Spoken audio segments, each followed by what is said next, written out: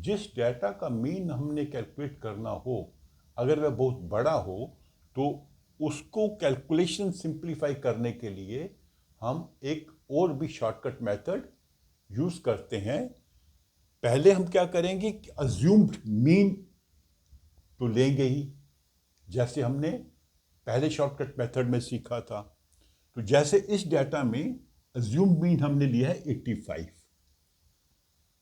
फिर हम क्या करेंगे, x में से अज्यूम मीन को घटाएंगे, हमें मिलेगी डेविएशन, जो हमने पिछले मेथड में भी किया था। अब यहां पे सेकंड हम शॉर्टकट लगाएंगे इस स्टेज पे, यहां तक कैलकुलेशन सेम है। यहां पे देखेंगे कि जो वैल्यू हमारे को मिली है उनमें कॉमन फैक्टर है 10, तो हम 10 से इसको भी डिवाइड करेंगे, 10 से इसको भी करेंगे, 10 से इसको भी करेंगे। ये हमारा नया बनी वैल्यू u का मतलब क्या है, x में से अज्यूम मीन को घटाएंगे, अर्थात इसमें से अज्यूम मीन घटाएंगे और कॉमन फैक्टर से डिवाइड कर देंगे। अब हम फ्रीक्वेंसी को मल्टीप्लाई करेंगे u को। पहले शॉर्टकट में हमने d से मल्टीप्लाई किया था, अब u से मल्टीप्लाई करेंगे। देखेंगे कैलकुलेशन आपकी और सिंपल हो गई। इसको मल्टीप्लाई किया 5, 0 -2, अब इसको ऐड करेंगे सिग्मा एफ यू। फ्रीक्वेंसी तो सिग्मा लेना ही हमने हर केस में।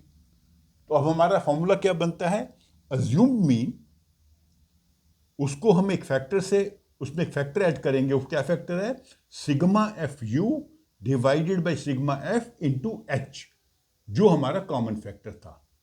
अर्थात 3 को 10 से डिवाइड करेंगे और कॉमन फैक्टर एच से मल्टीप्लाई करेंगे, तो ये 10 10 कट जाएगा, 88 आएगा। इसमें चूंकि कैलकुलेशन बड़ी मैंने छोटी दी हैं तो आपको लग रहा है कि बड़ा इजी है, लेकिन जब आप बड़े क्वेश्चंस करोगे जिसमें डाटा बहुत बड़ा होगा तो आप देखेंगे कि आपकी कैलकुलेशन कितनी आसान हो जाती है।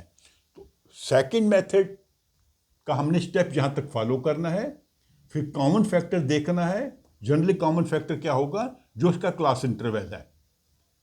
तो 10 से इसको डिवाइड कर दिया, फिर हमने एफ यू कैलकुलेट किया, एफ यूज की जो वैल्यू इनको ऐड करेंगे, सिग्मा एफ से डिवाइड करेंगे और फिर एच से मल्टीप्लाई करेंगे। जिस कॉमन फैक्टर से यहां डिवाइड किया था उसी कॉमन फैक्टर से मल्टीप्लाई करके हम मीन कैलकुलेट करेंगे।